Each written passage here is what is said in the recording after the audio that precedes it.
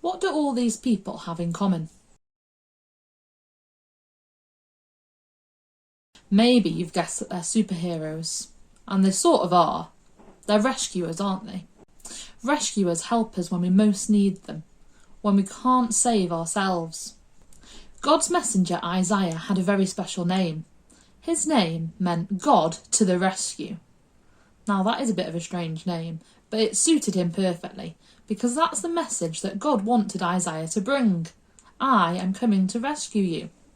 God had rescued his people before in an amazing way. Let me tell you all about it. God's people were slaves in Egypt. They were slaves of the mean king Pharaoh. But God helped them to escape. They escaped into the desert and they were running far away from Pharaoh. God was showing them the way. He sent a big cloud for them to follow. The cloud would stop when it was time for them to rest. The cloud kept them warm all through those long, cold desert nights. It shone like a fire. And so that's how God led his people through the desert. And then he led them to the edge of a great sea. They were just wondering how to cross it, when suddenly they heard a terrible thundering and pounding. It sounded almost like horses' hooves. They shaded their eyes to look back. And they screamed.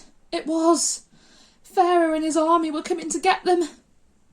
Pharaoh had changed his mind again. "Get my slaves back!" he screeched and charged out into the desert after them, with 600 of his fastest horsemen and every single chariot in Egypt. What were God's people going to do? In front of them was a big sea. It was so big that there was no way around it. There was no way through it. It was too deep. They didn't have any boats, so they couldn't sail across. And they couldn't swim. It was too far. They'd drowned. Oh, dear. They couldn't turn back because Pharaoh and his army were chasing them. And they could see the swords now, glinting in the baking sun and the dust clouds, and chariot after chariot surging towards them. So they did the only thing that there was left to do. "Panic! We're going to die!" they shrieked. "Don't be afraid," Moses said. "But there's nothing we can do," they screamed. "God knows that you can't do anything," Moses said. "God will do it for you. Trust him and watch." "But there's no way out," cried the people. "God will make a way," Moses said. Well, another minute and it would have been over. But the strangest thing happened. God made the pillar of smoke move. It moved behind his people and hid them from the Egyptians. Then God sent a strong wind to blow all night long.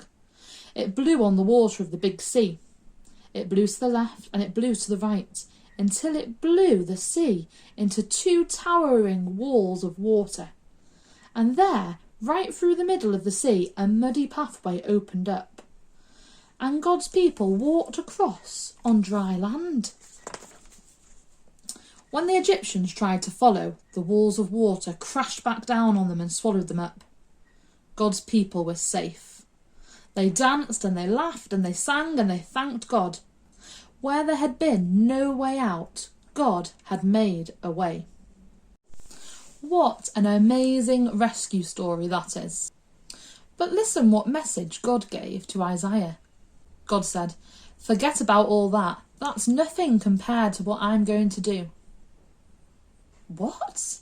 That was an amazing rescue story. How could there be a better rescue story than that? How could something even more amazing be coming? Well, did you know that we all need rescuing? The wrong things that we do stop us from being friends with God. We are in even bigger trouble than God's people, who are at the sea with Pharaoh's army chasing them. We can't rescue ourselves from our sins, the wrong things we do. There was no way for us to be friends with God again. But God made a way. Just like how he made a way for his people to walk through the sea, he makes a way for us to come to him and be friends with him again. And that way is through Jesus. And that is the greatest rescue story of all.